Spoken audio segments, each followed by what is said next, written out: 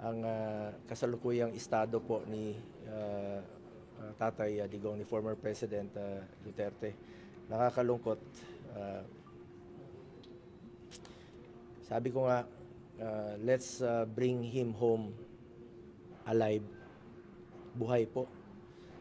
Dalahin natin siya ritong buhay. The Philippines is the land of his birth. It is the home of his people. Dito naman siya nanilbihan sa atin, nagserbisyo. Minahal niya tayo. Sana naman po maibalik siya rito.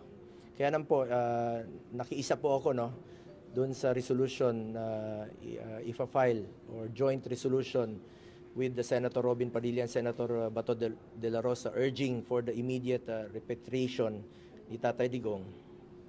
Sa panahon na maraming Pilipino ang hirap sa buhay, sa panahon po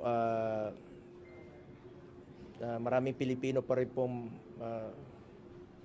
hirap makakuha ng maayos na serbisyo at kalinga mula sa ating pamahalaan, kailangan po natin magtulungan, magkaisa at magmalasakit sa isa't isa. Ako, sana trabaho na po tayo sa mga kapwa ko, to my fellow public servants. Sana po, nakikiusap ako, sana trabaho na po muna tayo, magkaisa tayo.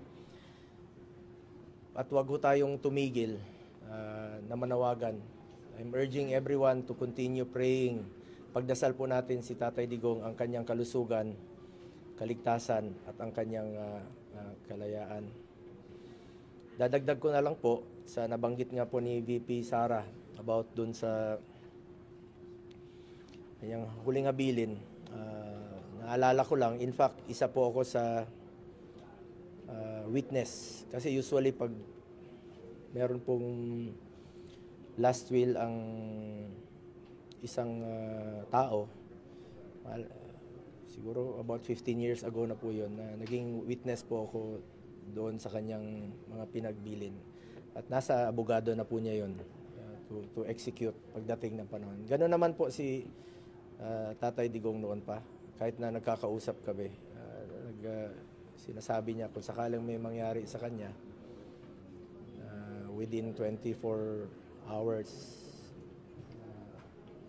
Pero desisyon na po yun ng pamilya. Pamilya po ang masusunod dyan. Lahat naman tayo, pamilya natin ang masusunod kung sakaling darating yung panahon na kukunin po tayo ng Panginoon.